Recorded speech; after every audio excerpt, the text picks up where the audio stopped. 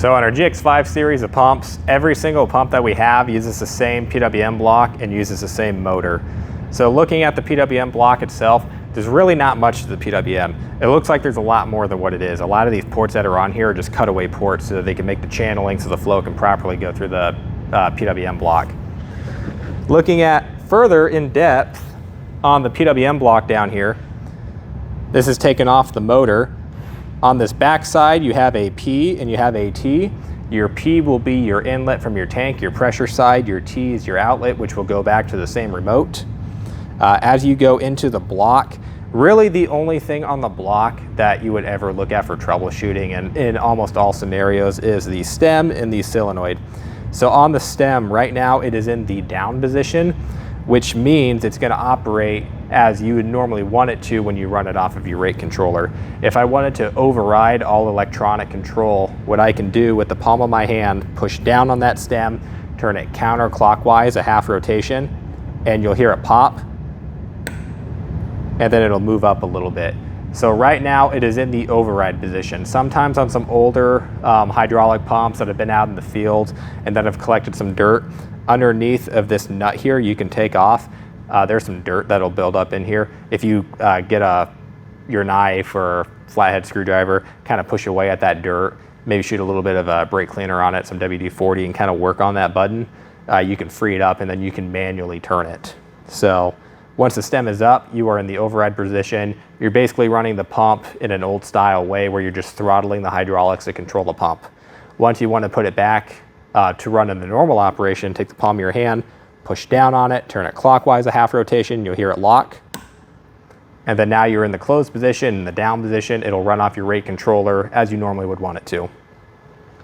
Then you have your solenoid here as well. Your solenoid, the way that operates with the stem is on your tractor, you turn on your hydraulic flow, hydraulics come into the PWM block. This solenoid from your PWM will magnetize. Your PWM is a variable voltage wiring, and so depending on how much voltage is on that PWM line will determine how magnetized the solenoid is, and then that will determine how far to raise the stem, which lets in the correct amount of hydraulic fluid to turn the pump, to run the pump at your desired gallon rate. So when you put that stem in the up position, that stem is just going to allow all your flow through. The stem is the only device on the PWM block that will restrict your hydraulic flow. When the stem is all the way up, we won't restrict any hydraulic flow. Our hydraulic block and our pump is just going to run off of whatever hydraulic flow you are giving it. So this is a common piece that I will go to quickly determine if it's an electronic problem or if it's a hydraulic problem or a problem with the pump. I kind of look at those two categories. Let's say in this case, if your pump is surging, well, I'll go through your settings first, make sure your settings are set properly. If so, and the pump is still surging and there's nothing else we can fine tune, okay, well maybe it's something on the pump itself. Maybe there's some junk inside the pump, or maybe it's something with your hydraulics. So what I will do then, I'll put this in the override position. And once I do this, if the pump, no matter what hydraulic level, the pump isn't surging, it's something electronic. Maybe it's a harness, maybe it's a setting. But if it continues to surge, this is ignoring all electronics. So it can't be anything electrical. It's got to be hydraulic or it's got to be something with the pump itself. Looking at the rest of the block here, you have your load sense port on the side here. This would be your bypass. Usually we always keep this closed, but if you're in a scenario where you needed to open the bypass, you can take this cap off here. And this is a jam nut. This is just an Allen screw. And then you can use this to adjust your bypass.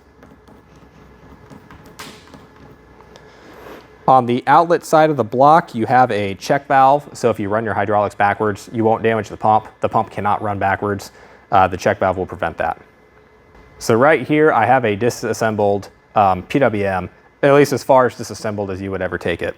So this is your stem that was originally threaded in here.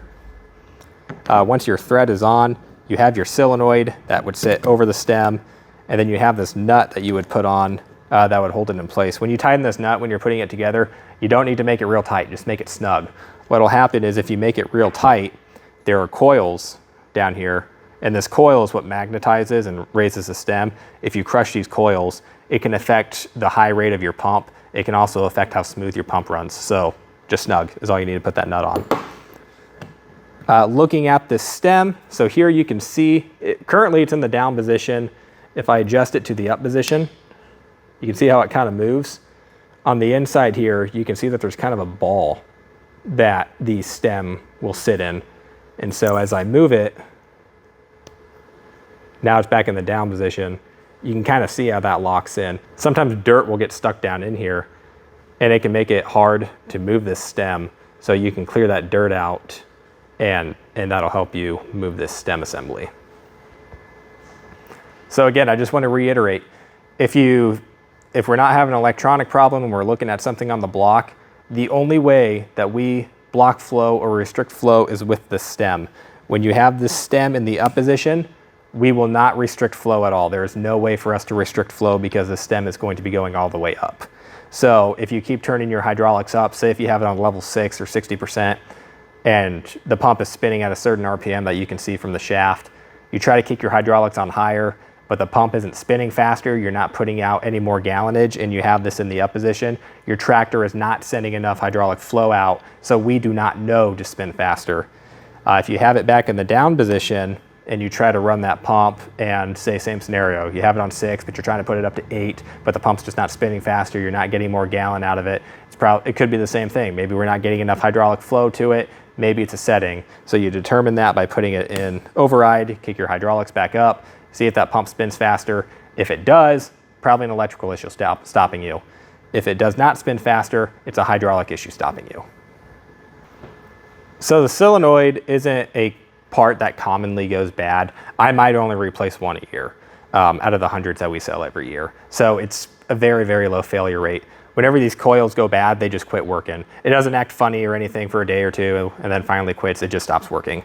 So on the solenoid, again, the way it operates is it'll magnetize, it raises the stem to a certain level so we can get the right flow rate out of there.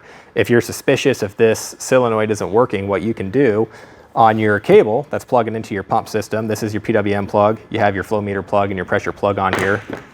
Usually when your PWM is plugged in, and if you go and you run a nozzle flow check on that pump system, it should magnetize in here. So if you grab a flathead screwdriver or if you grab a knife, you turn that pump on, you should feel your screwdriver or your knife, it'll magnetize, it'll grab towards the wall. But if you turn the pump on and it's not magnetizing, either voltage is not being sent through the harness, so we do not know to magnetize, or if you get a voltmeter, you check for voltage here and you have 12 volt when you turn the pump on, but it's not magnetizing, then it's probably a problem with your solenoid. So kind of going back, on this PWM plug here, normally you won't have any voltage here. This line's voltage will vary when you're running the pump system so that when it's plugged into the PWM, we can put out the correct rate.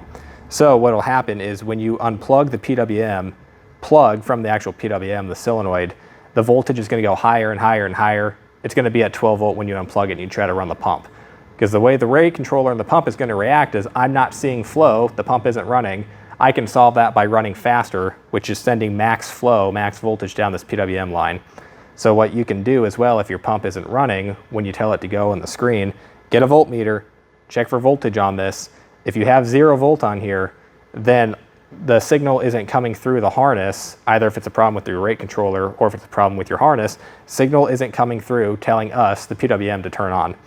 But if you do have voltage here and the pump still isn't turning on, unless if your hydraulics aren't on, could be a problem with the solenoid, not magnetizing the stem to run the pump.